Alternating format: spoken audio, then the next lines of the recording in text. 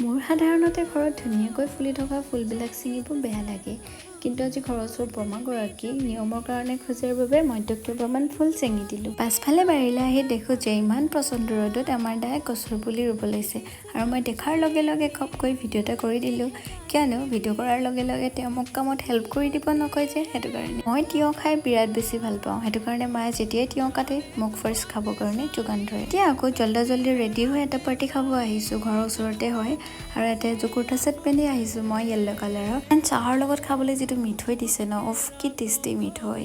আৰু অলপ সময় বহাৰ পাছতে আমি খানা খাবৰ কাৰণে আগবাঢ়ি গ'লোঁ, আৰু ইয়াতে দেখিছা নহয় মোৰ মুখত ইমান ধুনীয়া এটা হাঁহি, বিকজ আমি খাব আহিছোঁ, ভাতো শেষ হৈ গৈছে। একো নাই, কেতিয়াবা হয় তেনেকুৱা, ইমান মানুহ যিহেতু। আৰু এতিয়া অলপ সময় বহাৰ পাছতে টেষ্টি খানা খালোঁ। কচুখিনি মোৰ কাৰণে বেষ্ট আছিলে, আৰু খাই মেলি আহি এটা ধুনীয়া ভিউ আকাশৰ, তাতে মই ভিডিঅ' এটা বনাই ল'লোঁ। আজিলৈ ইমানেই, বাই বাই।